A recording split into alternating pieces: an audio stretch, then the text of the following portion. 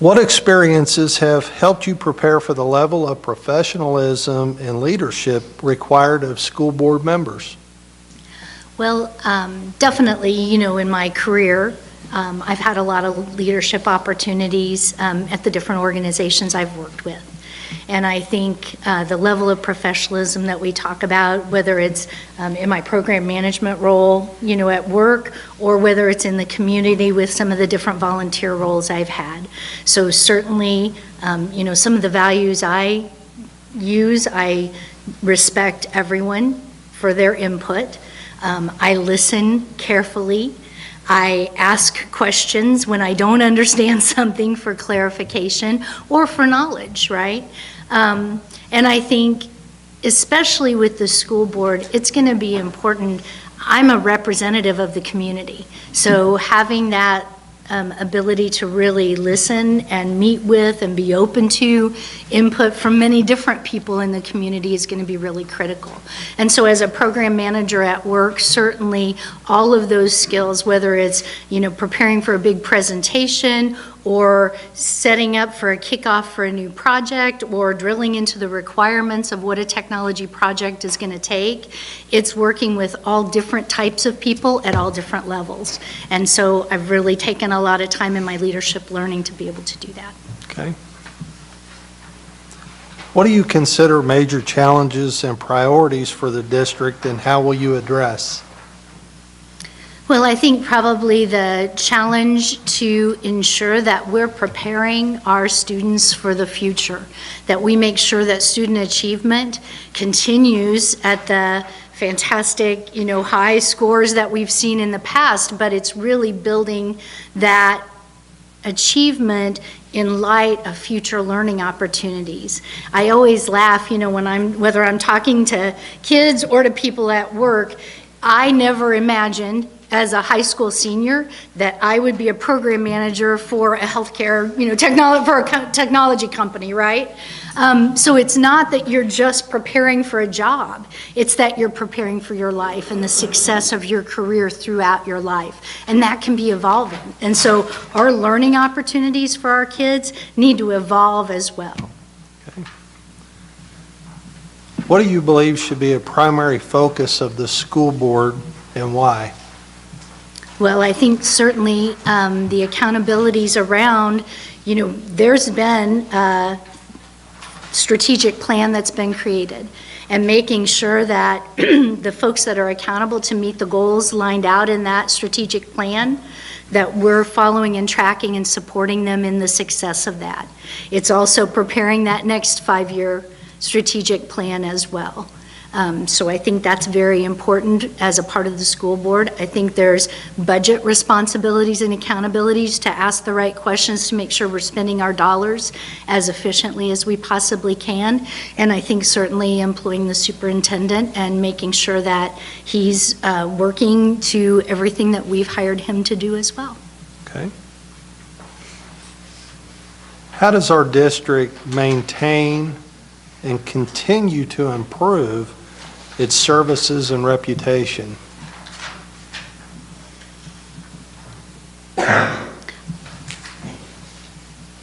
I think maintain maybe wouldn't be the word that I would just spin off of. I would say we continue to grow, right? And so the great work that's been done in the past, that we make sure what's been good and been working, we continue to grow and leverage. Where we need to evaluate what needs to come in as new, we also are open to those new ideas and the new engagement as well. Okay. The R7 district bylaws clearly define the relationship between the school board and the R7 staff. Please describe how you envision your working relationship with staff. Well, certainly I view, the direct relationship between the board and the superintendent. And so certainly working through him is imperative. I think where the staff is really beneficial is in all the working meetings as we're discussing the initiatives or the issues or the challenges that are coming up for our district, that staff is able to provide us with all of the details that we need to make good decisions from and to answer questions that we may have around those details. Okay. Please summarize your qualifications and level of financial expertise appropriate to govern a $300 million school district. Well, certainly as a program manager, I've managed many budgets within the corporate world. So I clearly understand capital projects, operating budgets, balancing all of those and making sure that you stay on budget. What will be new learning for me, and I'm sure there will be some training for me around that, is how budgets work within a school district. And so I'll be certainly taking classes through the Missouri School Board Association, but also it'll be important for me to have learning in my role as one of the school board members. I have had some meetings with people that have been CFOs within school districts, just so I could get some pre-learning and get some questions answered, but it'll definitely be a learning process for me. But budgets and staying on budget and meeting budget targets, that's not a problem. I'm good with that. Okay. What is your approach to conflict resolution among board members, and describe a time in which your mind was changed regarding an important issue? So certainly from a conflict resolution standpoint, and as a project or program manager, I've had lots of experience with that. I think it's important to clarify where people agree. Right? And so we always have shared goals that we're working toward. And if you can start with stating and agreeing on the shared goal, then usually you can work through the conflict and the underlying problems below that. But if you start with that shared goal, then you have agreement.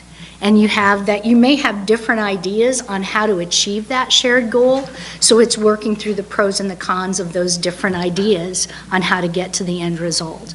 But we all agree that there's a positive end result that we need to meet in that discussion. I would say, gosh, within my corporate experience,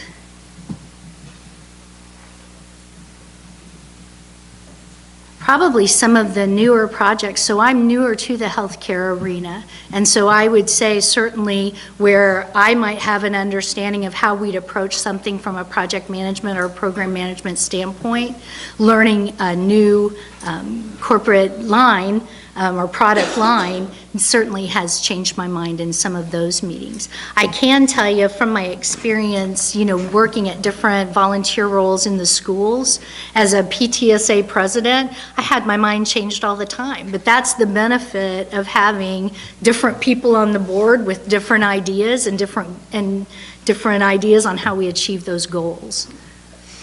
Okay. With respect to LSR-7, please explain your understanding of other community resources in Lee Summit and how we best leverage. Community resources for our kids, I'm guessing. I'll go with that. That would be my understanding maybe of what that question relates to. And so certainly, we have a lot of resources in our area. I've taken parenting programs, right, from Rediscover that have been provided to our area, our community.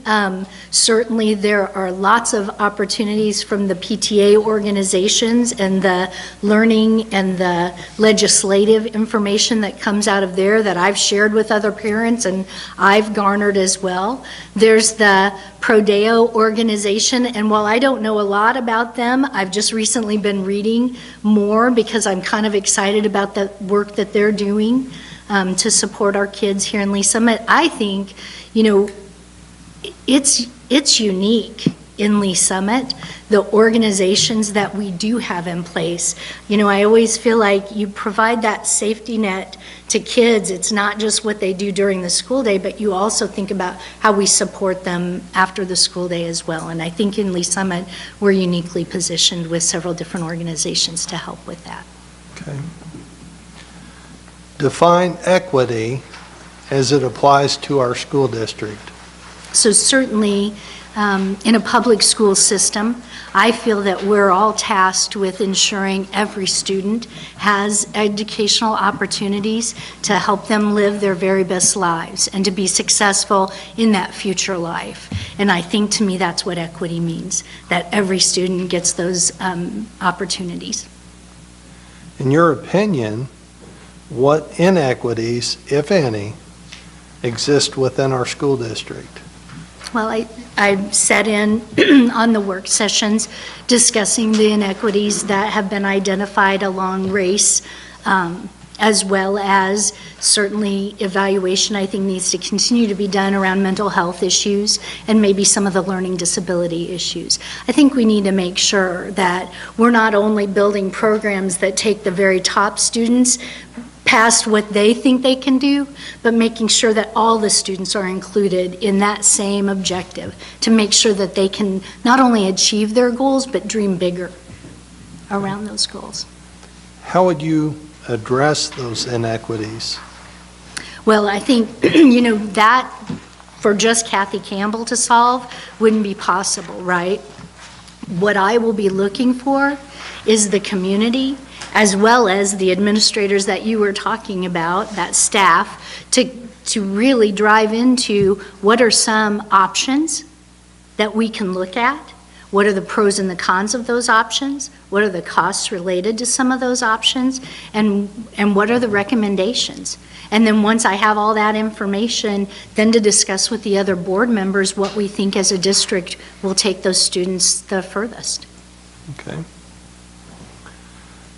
Recent data provided by our school district shows that free and reduced lunch students are underperforming in math, science, and other categories. The data goes on to break down this group into ethnic subsets such as African American, Hispanic, Caucasian, and Asian. How do you interpret this data, and how do you propose LSR-7 board address it? Well, I think certainly when we're looking at free and reduced lunch, so we're looking at poverty, you know, situations, I think we need to carefully evaluate where there are gaps in the learning. You know, I appreciate statistics, but I think you have to peel back the layers of the onion before you talk about how to solve something.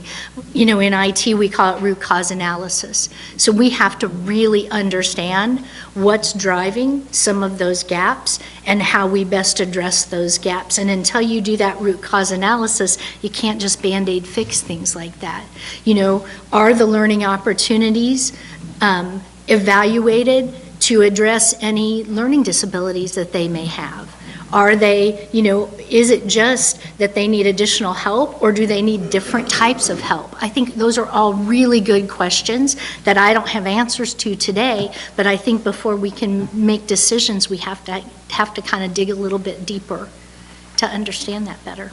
Okay. And our last question, what is your long-term vision for the district? Oh boy. Well, I would say, you know, as a participant in the school board, hopefully, as a member of this community, my long-term vision is just to keep growing, to look at what are all the different things that we can do for our kids to help them learn better and learn more. You know, the Leadership Center is incredible. I mean, just the things that we've started to do in our district, the opportunities that we've provided our kids, and I think now exploring some of the the other learning opportunities. So it's not just what great engineers can we build, but also what are the opportunities that we can give kids that want to be machinists. I think looking across the spectrum at all the different opportunities and tools that we can give our kids to learn and be better, I think it's really exciting. And that would be my goal for the future, is to continue to strive to look for all the learning opportunities that benefit all the kids. Okay. Well, that was all the questions that we had. Is there anything, you've got quite a bit of time. Yeah, we went through them pretty quick. Yeah, you did good. Anything you want to tell us? Anything you want to go back to on questions and talk about more, or tell us something new? Well, I think, so you all have my packet, so you clearly have seen, in the workplace what I do every day, what I've done from a volunteer perspective. I will share a little bit about myself. I've lived in the district almost 20 years now. I have 2 boys that have grown up through the Lee Summit R7 schools, and I've volunteered, in the classroom, on the field trips, as part of the PTA, and I've just loved every minute of it. I've loved the teachers that I've worked with. I've loved the administrators that I've worked with. I've appreciated the hard work our school board, has put in to date. And I just want to kind of build on that next step and be a part of that at that level. Okay.